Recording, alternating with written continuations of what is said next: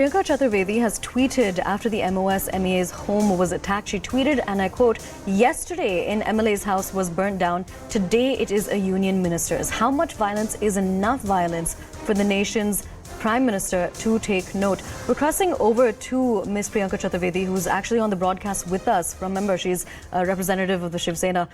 Ms. Chaturvedi, thank you so much for joining us on the broadcast. Could you tell us more about the tweet that you made, which is lashing out at the Prime Minister to take note of the situation? Considering one important state in the Northeast has been on fire for over 100 days, over 100 people have lost their lives. The Home Minister visited it only after a month of the violence continuing. It goes to show that when they talk about the Northeast, the priority is not to bring peace in that particular state or in that region. It becomes the priority and prerogative of the Prime Minister to intervene, considering the Chief Minister there has failed. The Governor has been able to unable to control the growing violence there, as well as the Peace Committee that was formed does not have the two important tribes which are at war with each other. So I think this is something the Prime Minister should be speaking up, but unfortunately we haven't found him doing that. So now the fire has reached the doorsteps of the elected MLA as well as the minister sitting in the union.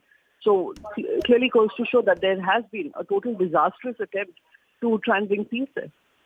Now, what do you think about the specific visits which have been made by the Home Minister, Amit Shah, which again was made on the 29th of May, and he was there for a few days to assess the situation, where he also appealed for peace and harmony. Beyond that, later on, we also saw the visit of Himanta Biswa Sarma, the Assam Chief Minister.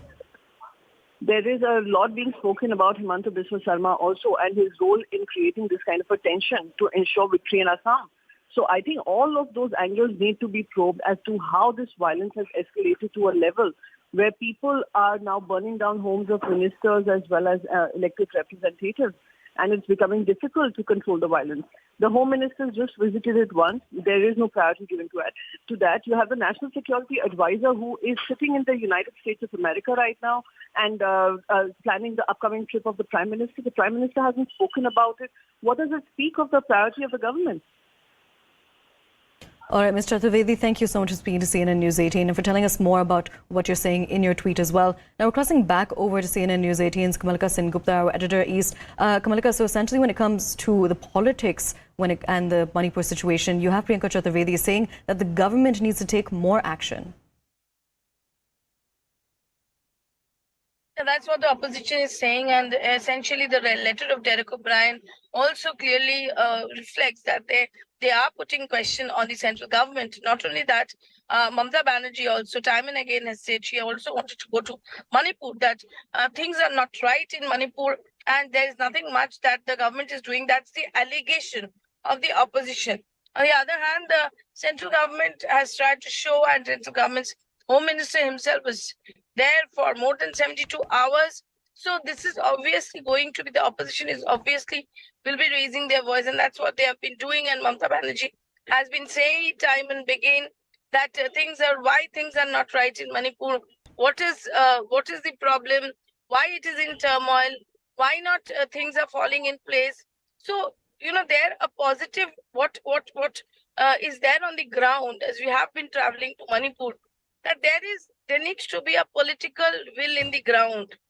That is somewhere like there is a huge mistrust between the two communities. Mm-hmm. But these two communities where they used to stay coexist with each other for so many years.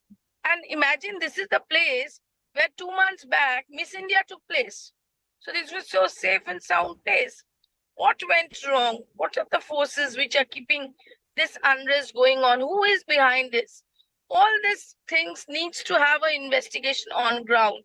And now, it is like there's a boundary inside a state. A person from the valley cannot go to the hills. A person from the hills cannot go to the valley. So there is the question that what is this force which is working and which is not allowing Manipur to come on to rest. And believe me, the Manipuris on ground, they are in problem. 2 months almost.